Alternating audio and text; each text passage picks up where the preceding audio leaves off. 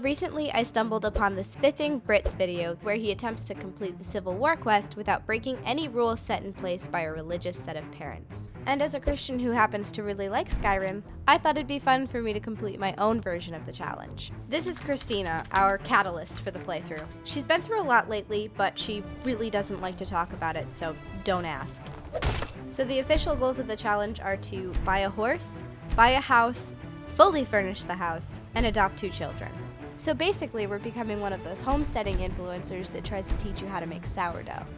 My parents allowed 12-year-old me to play Skyrim under several conditions. Number 1, no initiating violence. I can't ever swing first. Number 2 is no stealing. Number 3, and this is the big one, is absolutely no magic. That includes potions, spells, tomes, anything you can think of. But to make this even more painful, I decided I wouldn't be allowed to fast travel, because not all of us can be taken up by the spirit, and I am looking at you, Philip. Finally, I needed to accomplish all of this on my 1 day off, so I effectively had around 8 hours to complete this challenge. Let the self-inflicted misery begin.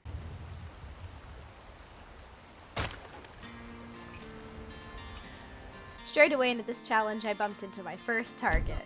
I adopt Lucia in every playthrough of the game, so it was kind of a no-brainer that she'd be one of the 2 kids I'm adopting. Really? Do you have a place I could live? Oh, well, thanks anyway, I suppose. Unfortunately, she's spoiled and doesn't want a homeless mom, so we'll have to come back later. I started out small by picking some flowers and looting the barrels I could find around Whiterun. My goal was to raise enough money to buy a woodcutter's axe. The first sale yielded about what you would expect from selling flowers, but 20 gold is 20 gold, am I right? I attempted to go over to Bellathor's and buy the axe. Maybe a hardy Nord like you doesn't need a cure-all, huh? What about an invisibility potion? I'm not even a Nord. I'm Imperial. But his business hours are more infrequent than my local library, so I went back to picking flowers. While I was doing that, I overheard a conversation that got me thinking. Lilith approaches Fralia, the local blacksmith's wife, and makes a commission for a locket that can hold a folded up letter, which to me sounds huge, but whatever. Now, because I'm on such a tight schedule, I'm looking for get-rich-quick schemes. Could I technically sit at the woodcutter's block and chop thousands of coins worth of wood? Absolutely, but I don't want to do that, and you don't want to watch that, and it would also take a lot more time than I have. All of this will come back into play later. Come back to pick it up in Had enough of fish and fowl? 3 Treat days? yourself and your kin to a choice cut steak Perfect, my dear. or a tender rack of ribs. Absolutely perfect. I'll see you then. While I was in the market, I took advantage of bumping into Ysolda. I muscled through her sob story about her dead parents. Oh, my mum and dad! My mummy and my daddy! They've died and I've got to get rich to honor them. Oh, I feel like that's kind of mean. I just want the speech buff, you know? Like, it's not even like she pays me anything. What is it, Imperial? See, that guy knows I'm an Imperial. Anyways, Bellathor's was finally open, so I went to buy my axe. Uh-oh. It's called the woodcutter's axe, right? Uh-oh. Dude, I hate this guy. You know what's wrong with Skyrim these days? Everyone is obsessed with death. Christina has no idea what that guy's talking about. Luckily for me, I had a brain blast, and I went to Riverwood and I grabbed a free axe instead. Oh, and I can take it. And with that, I took my first swing with my new axe, the first of many. Now, I am not a 60-year-old British man. That may shock you. But right now I wish I was, because I have to tell you a story, and I feel like it would be a lot more effective if I just said what I had to say like a nature documentary narrator would. Or Jeff Goldblum. Jeff Goldblum's cool. But I don't have that commanding National Geographic narrator presence that I need. So I'm just gonna have to tell you up front that this is important, it is relevant, it is important to how we got here. Now, basically, I was raised in a Christian family, okay? And I'm still Christian, but I feel like I have to emphasize that the upbringing was very Christian. Luckily, I had very cool gamer parents, mostly my dad. He was the one that really got me into the hobby. And they let me play games, okay? A lot of Christian parents won't do that. In some households, the closest thing they got to a TV is a flip phone, okay? Now, when I was 12, one of my dad's coworkers lent him a copy of Skyrim so that he could burn it onto a CD. This was back in the golden age of piracy, okay? And that's exactly what he did. Now, he's sitting there and playing this game, and I'm thinking, Dad, I gotta play this. Like, you have to let me. Please, please, please. Now, my dad is not dumb. He knows me. He knows who I am. He knows how I am. And he's like, no, you're gonna gravitate towards the worst aspects of this game. You're not playing. Now, I swore up and down. I promised that I would just stay in Whiterun and just, like, play it like it was Stardew Valley or The Sims. So after he gets through the entire game, he's then like, okay, here's my save. You're in Whiterun. Don't leave. And I was like, yes, sir. Here's the problem. At some point, he switched to Steam, right? And so it was tracking the amount of hours that he was playing. And my dad raised a very competitive daughter. So I saw that he had played like 100 hours of this game, and I was like, that is rookie numbers. I'm going to triple that. So my entire Skyrim experience was mostly out of Whiterun. Towards the end, I had Rebellious Streak. But I'm getting ahead of myself. And I spent the whole time doing exactly what I'm doing in this challenge. So this challenge is literally all the things that I did to pass the time as I was trying to beat my dad's record. But I have to do it in 8 hours. Now, the time eventually came for me to sell all my firewood, and I had two options. I could sell to Hulda, or I could sell to Bellathor.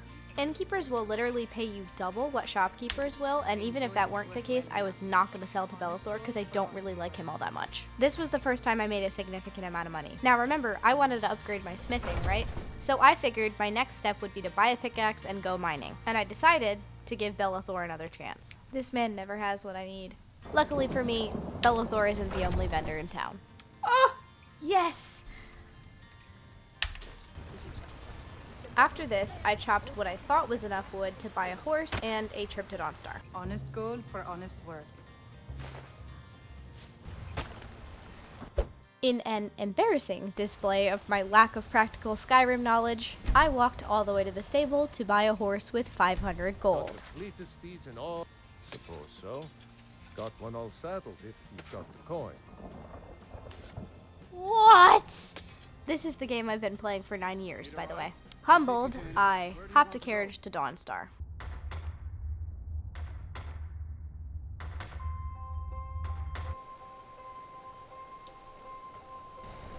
We're here for the mine. I feel as if I'm underdressed. All better. Oh no, you're joking. Nope. Sorry. I'm busy mining. I'm sure they'll have the dragon handled by the time that I go back out there. Once I made it to the mine, I settled in for more of the same. More of the same. Don't worry, I'll just show you the highlights. Yeah. Yeah, I'm in the mine to mine. Yup. Amethyst! This is huge. I think we did everything we could in this section. Let's check on the climate outside. Everything seems great. Is there another mine? Are there competing mines here? Yes, there are two mines in Dawnstar. One is located over here, and the other one is over here. This might be common knowledge for most people, but I am oblivious. As I would soon come to learn, one mine was significantly more lucrative than the other. Vibes are a little dank in here, guys. My strategy should have been to mine at the Quicksilver mine and then sell the ore to the owner as a way to make a quick buck, and then save the iron ore to upgrade my smithing. But as you will see, things got very convoluted very quickly, and I wound up doing not that. Ah, I tripped on the shovel and it hurt. This mine was a lot smaller, so it didn't take me that much time to work through it. Need something? Yeah. Huh? Huh? Need something? Yeah. Yes? What? I don't know. I'm just gonna leave that last bit of ore alone. You can have it. I just need the smelter, if that's okay. Hey, Carl. Can't sleep well no matter how much drink I put in me. I probably shouldn't be giving him alcohol if I'm a Christian. After not addressing Carl's drinking problem, I smelted everything I had dug up into ingots, which seemed like natural progression to me at the time, but now I'm wondering if it was really even the right move. But it does make for satisfying footage. That's good. That's great. Because I knew the mine wasn't going to refresh for a while, I decided to move on. But before that, I wanted to stop into the inn and make sure that the innkeeper didn't have any odd jobs I could do for a couple extra coins. I've never spent much time in Dawnstar while playing the game, as you can probably tell, but I think this playthrough specifically gave me a newfound appreciation for it. The inn especially was very welcoming and cozy, despite everyone being a little groggy from not getting much sleep lately. And little did I know, it was this inn where I would find my second child to adopt for this challenge, as well as a random celebrity lookalike. Why is that literally Mia Goth? Can I pay her to stop? Have you heard about Aventus Aretino? He's a little boy, lives in Windhelm. They say he's been trying to get in touch with the Dark Brotherhood. Hey, I don't need to know. Have you seen the Shrine of Azura? Oh my They say god. the Dark... You know, I'm really trying to avoid all of that. What's going on over here? I'm so tired. They're dead. Took me with him on his last trip. After he got sick, they put us off here and left without us. Well, I don't have anywhere for him to live, but I guess we're coming back for him. Can't sleep well no matter how much drinking. Oh my god, Carl, cut back a little. After stepping out of the inn, I learned a very harsh truth about Dawnstar. It doesn't have a carriage, meaning I'm walking out of there. Where? No shot, I have to walk all the way. I guess I could go to Morthal. Alright, we're headed to Morthal to try to catch a carriage.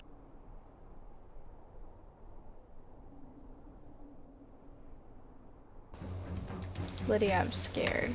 The road to Morthal was absolutely littered with obstacles. And seeing as I'm not wearing any armor and don't have much by way of a weapon, I relied pretty heavily on Lydia to do most of the heavy lifting.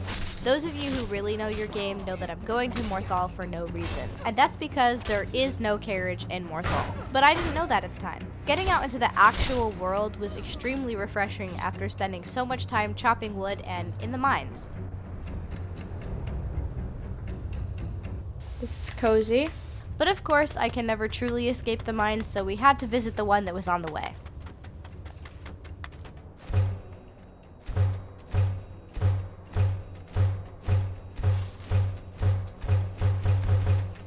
After smelting everything that I dug up, I ran into a pair of strange-looking travelers.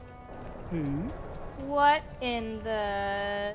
I could recognize a vampire from a mile away even if I didn't have the Dawnguard DLC to make it extremely obvious. And that's because vampires were actually the very thing that ended my reign of terror over Stardew Valley Skyrim. 12-year-old me had one very big and very important rule, and that was that I could not interact with vampires, period. My mom hated them.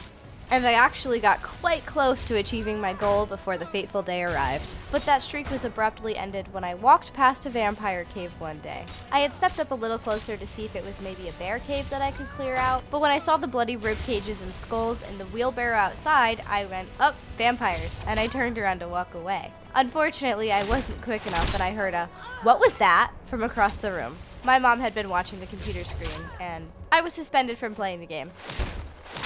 Oh! They were not vigilants of Stendar, it would seem. What's that? That's a spider. Probably help kill that. You weren't even looking at me.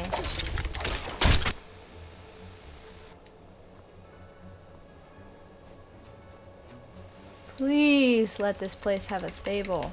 Do they seriously not have a freaking stable? After coming to that bleak realization, I stopped by the inn and further frustrated myself by accidentally buying a room. Sure thing. Oh. It's yours for a day. I managed to sell a few coins worth of food to the innkeeper, but I wound up going back to Old Reliable to make up the extra cash.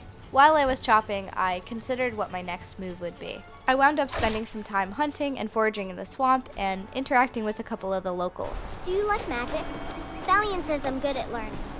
I like learning about magic. Oh no. Have you seen my mother? I'm still waiting for her to come home. Oh no. Okay, Solitude is so far, but it does have a stable. And at last I was off to a place that I knew had a stable. This part of my adventure was my absolute favorite, and I'll just let you guys see why.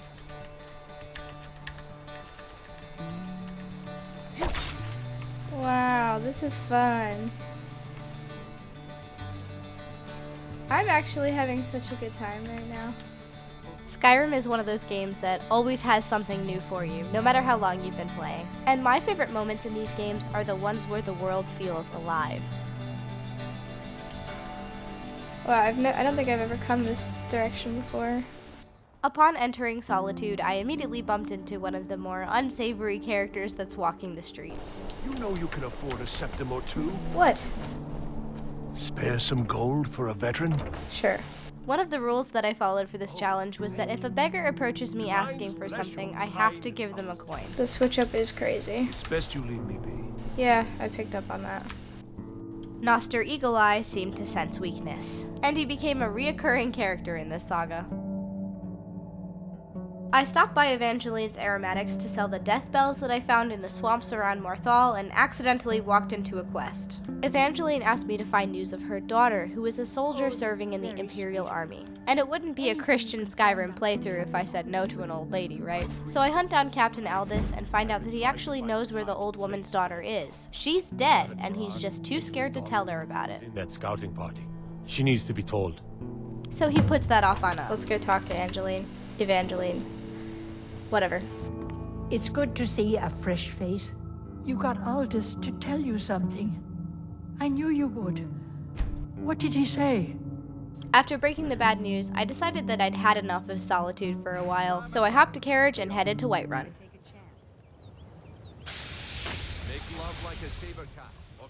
So I think the thing we want to do is go get training from Yorland. Greymane? Hey, there he is. Got a lot of steel to shape. Okay, apparently he's going... No, continue.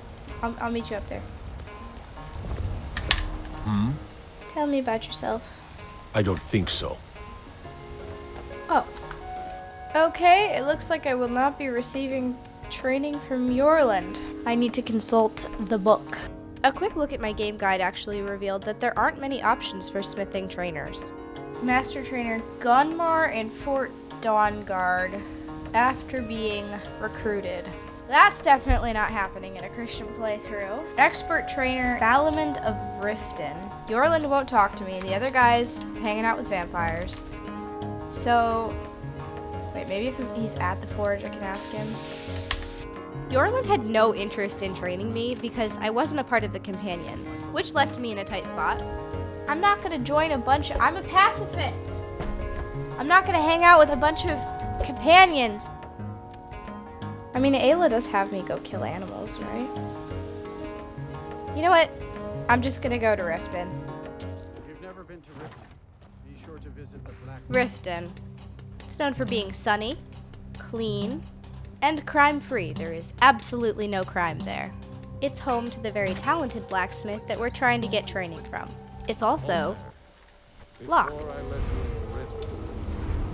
Uh-oh.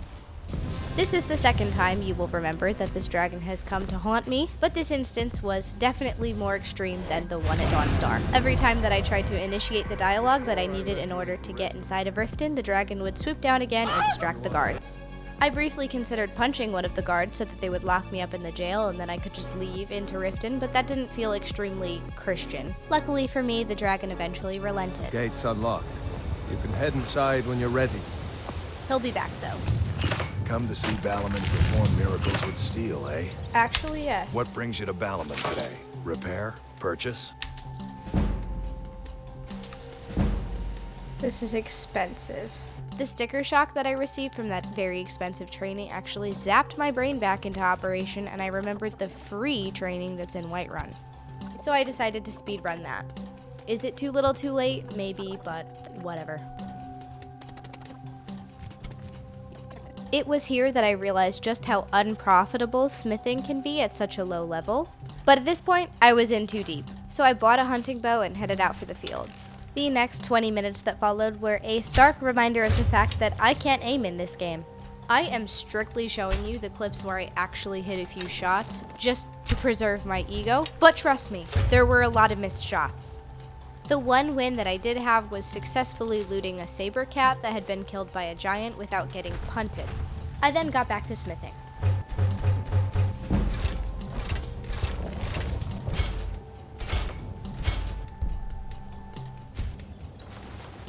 I then entered a phase that I have coined the dead zone. I had been playing the game for upwards of 6 or 7, I didn't mean to do that, multiple hours, and I ended up in a cycle of selling flowers, doing some smithing, and ultimately ransacking Dragon's Reach.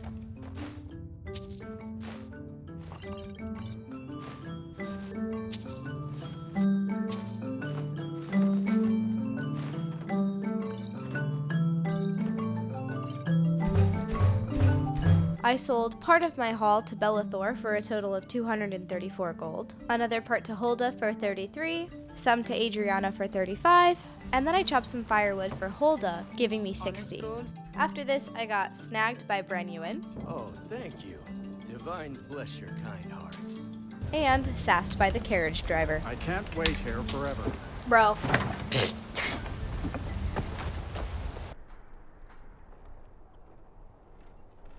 Fresh off the wagon, I got beggar comboed by Noster Eagle Eye. Divines bless your kind heart. But at last, it was time to visit my favorite store in Solitude.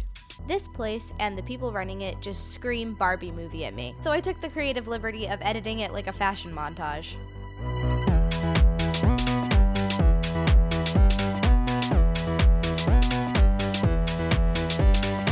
I sold my wares and earned a stunning total of 359 gold.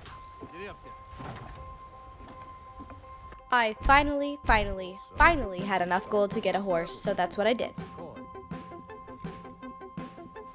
Okay. You've got the deal. It's the one with the saddle. Ride strong. Oh my god. Okay, now I have to do that, what I just did, but 5 times more.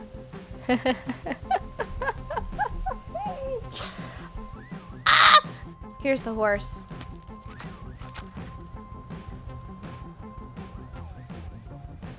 I don't know, I thought it'd be good for B-roll. I celebrated this huge milestone by selling some crops. And then I hopped a carriage to Dawnstar, hoping that the mine had reset, because that can happen anytime after 10 days. Unfortunately for me, it hadn't happened yet. Plenty of iron to dig. Not how it seems. I sold a stray piece of quicksilver ore and realized how much money I'd been missing out on.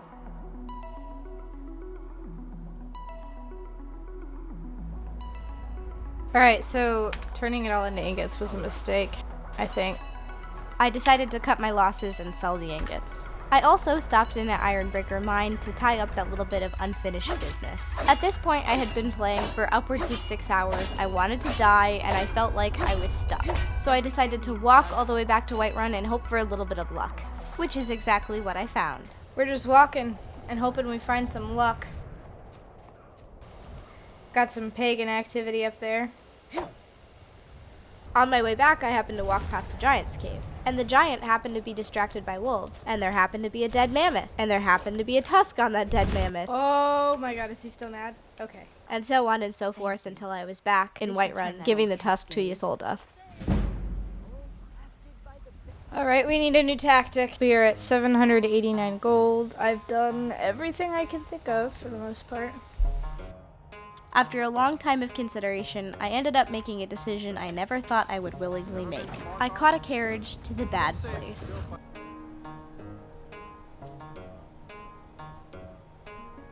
Markarth super sucks, and I don't think anybody's gonna oppose me on this. But it does have a mine.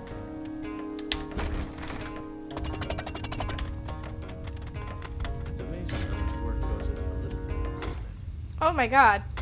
Are you okay? I'd be upset too. I think I just blinded you in one eye. Oh!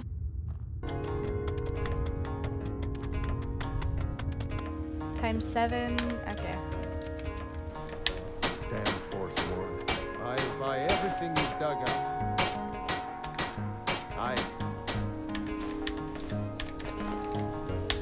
Pray to God, I'll buy everything you've dug up. Oh my gosh. Everything was going suspiciously well, and then I got lore checked. Sidna mines for prisoner scum only. Keep out. I forgot my lure. But don't worry, I immediately blamed that on me being on the game for hours and hours and hours.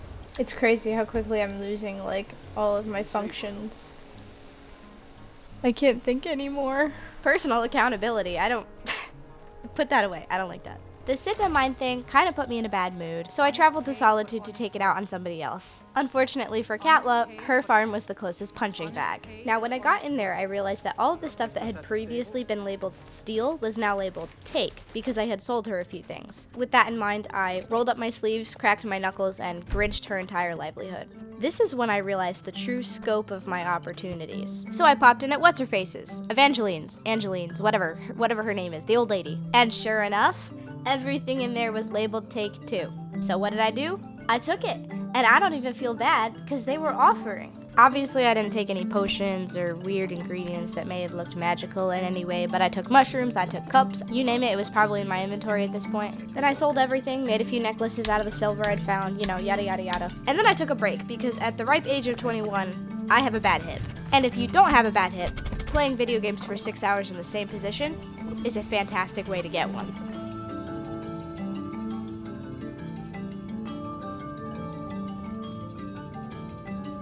Oh, we're back. I had like a 2-hour break, did some dishes. After my break, I took my horse out for a spin, finally. Oh, what kind of car do I drive?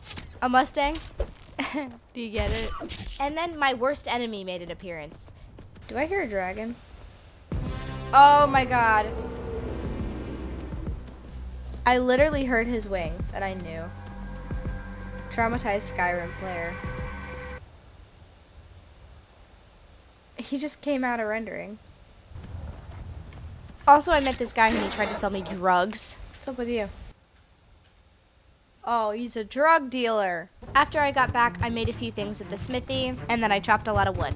And I had a lot of time to think about how much more money I needed to make. Eventually, I decided I could not go on like this, so I joined the companions, but strictly to get Ayla's hunting quests. This is not a corruption arc, okay? I just had a little conversation with Kodlak, beat up Vilcus, but you know, he was fine.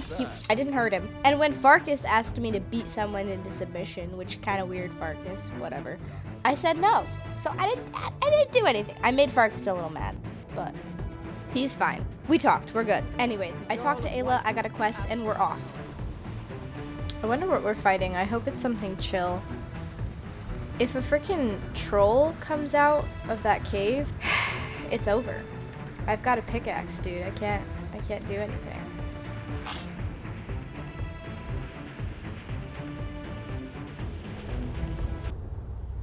It's a freaking troll. You're joking. This could not have gone worse, frankly. Are you gonna kill it? I guess we could try it. Ah!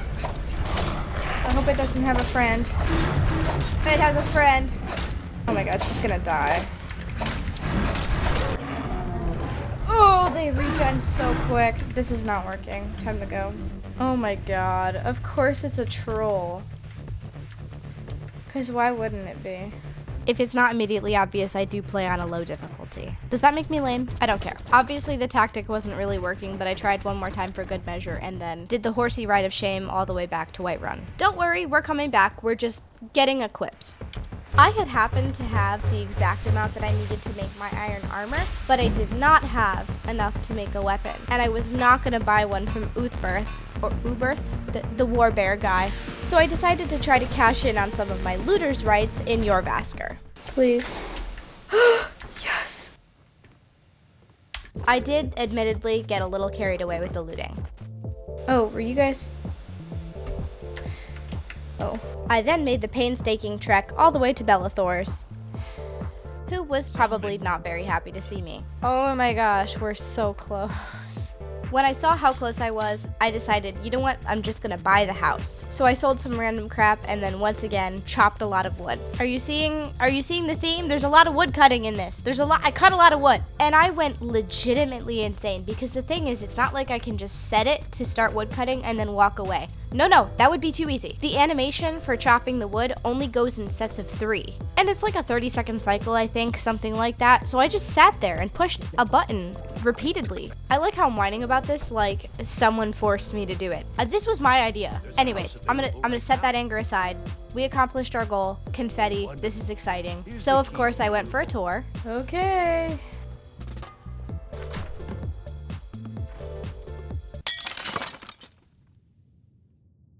Cute.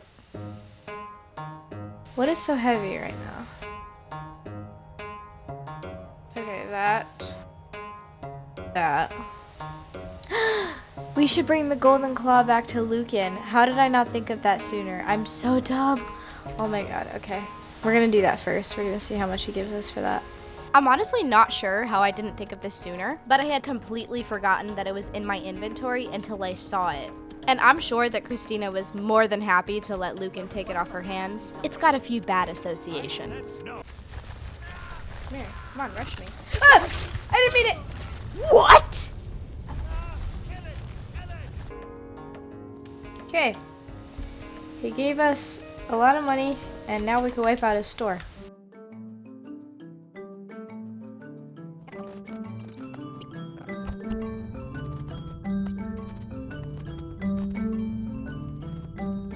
I returned to Whiterun much richer and geared up for my troll fight.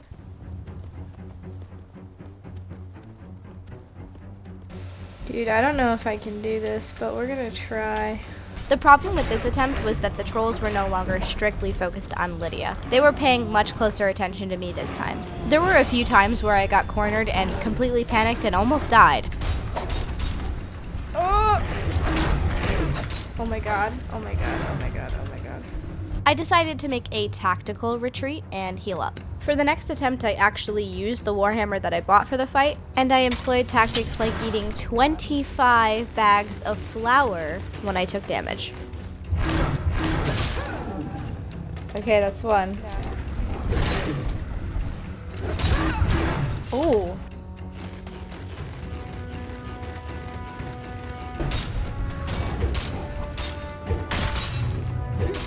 Dude. Victorious, I traveled back to Jorvaskr to claim my well-earned reward. Don't let... Good to hear. Have your share of the pay. Please. What? For some reason, I forgot that the companions pay you like an intern. Determined to leave mercenary work in my past, I sold my weapons and armor. At this point, my brain was literal mush. I was so tired, so I just struck off in a direction hoping for something. And boy, did I find something. While passing the brewery, I noticed a few barrels. I'm nosy, so I took a peek. Inside was all kinds of mead. So I snagged it all to sell it back to the owner. Okay, now can I sell this back to the guy that's in there? Oh, that's the boiler. Boilery. Whatever. I'm gonna sell your stuff back to you. Really quickly. I sold him what he could afford and then brought the rest to Bellathor. Morally gray, absolutely, but I was getting desperate at this point.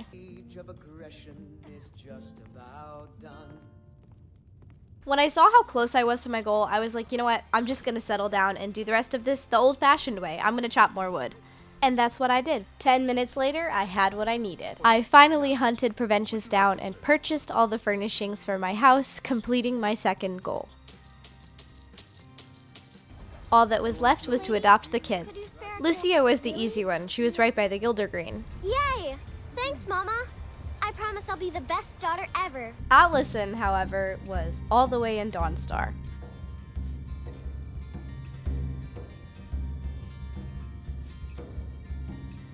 Last thing on the list, and then I'm officially done. My back hurts. I've got arthritis. When I first got there, muscle memory kicked in and I started walking towards the mine. But I remembered where I was supposed to be going and turned back towards the inn. Forgot where I was. That was when I noticed the red dot on my HUD.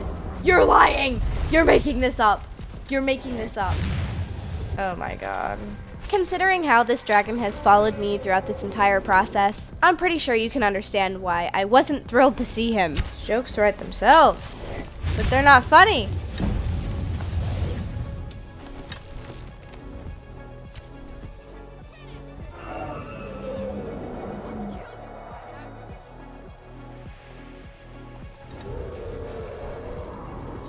And to make it worse, he had a habit of staying just far enough that I was constantly walking to catch up with him. Bro, just perch. I say perch like it's the Ender Dragon or something. And he attacked my horse. No, my horse. He was, however, polite enough to come down when I inevitably ran out of arrows.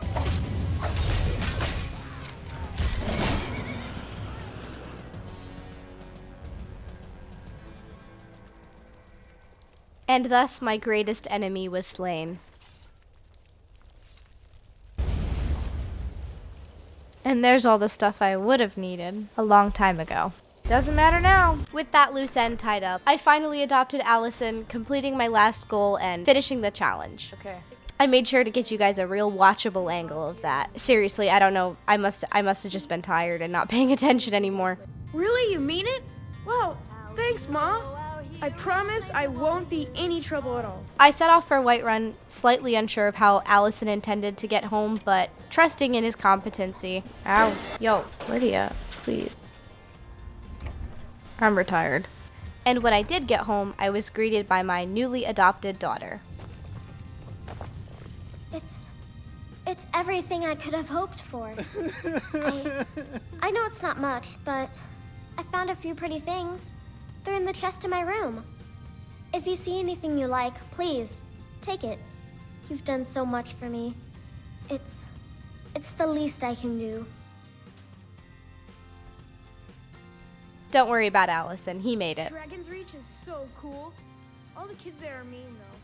Now, if you've made it this far, it's because I've had your attention for over a half hour, but if I could beg for 5 more minutes, I do have a bit of a story to tell. This video had me reflecting on my childhood, and as you could probably tell, my parents had some high standards and plenty of rules in my childhood. I followed all of them pretty much to the letter, though Mom and Dad, if you're watching this, you're probably objecting or laughing. But I was a good kid on paper, okay? I never took a sip of alcohol, I never did any drugs, I never even hit a vape. For a Gen Zer, that's big stuff, okay? But I didn't do any of that for the right reasons. I didn't do it because I wanted to please God. I did it because I thought I was too smart for all of it. I knew that coming home smelling like weed would get me grounded. I knew that drinking in a room full of people I barely knew could get me murdered. I knew that trespassing or shoplifting could land me in the back of a cop car. I have never fully trusted people, so anything that made me vulnerable was out. The problem with this mindset is that it doesn't do very much for your conscience. I believed I was smarter than pretty much everyone else, but I also believed that I was fooling everyone into thinking that I was just too Christian for the stuff the Sunday school teachers had told me not to do. And honestly, it just made me feel like a liar, like an imposter. I was still mean, I still had a temper, I was still a bad person. I knew I wasn't like doing Christianity right, air quotes. That's not a thing. But you get what I mean. Like, I knew something was missing. I thought that because all of my actions looked right on paper, the problem wasn't my behavior, it was my heart, my headspace. And I thought if I could give my mindset just a little facelift with some self-improvement, I could move away from that guilt that was weighing me down. Then I started dating my now husband, and when I saw what a kind, gentle, strong, hardworking, and patient person he was, I realized I wanted to be a better person for him. So I launched, and I mean launched, into positive thinking, journaling, being intentional.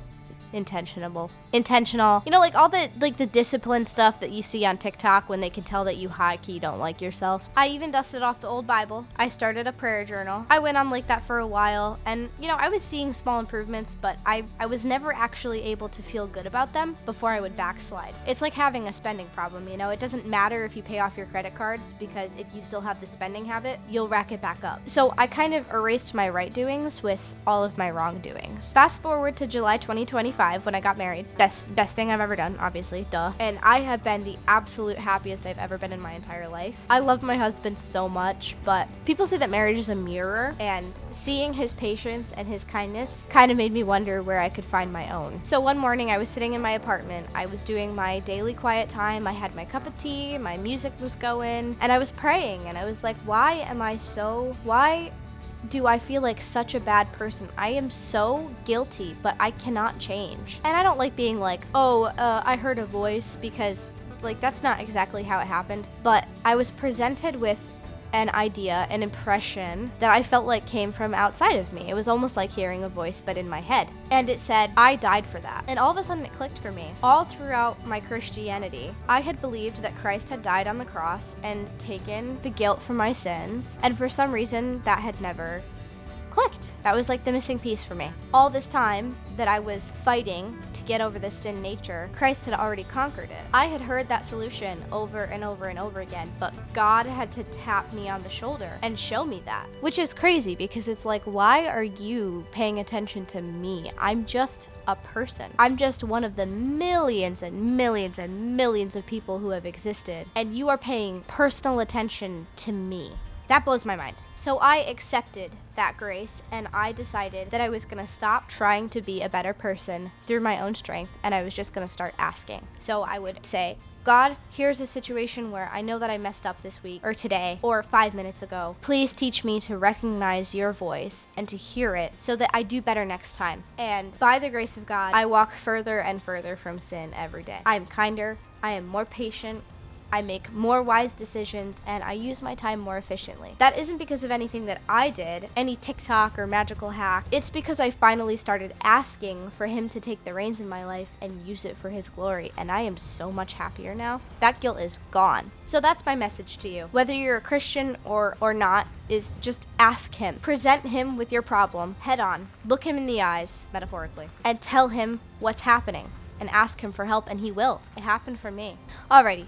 I'm gonna get off my soapbox now. Thank you so much for watching. I hope this was worth the wait. This is just something that has been on my mind for a while. I feel like I have to talk about some of it. It's just such a huge part of my life right now. Alright, that's all. Go play some Skyrim. Go read your Bible. I don't know.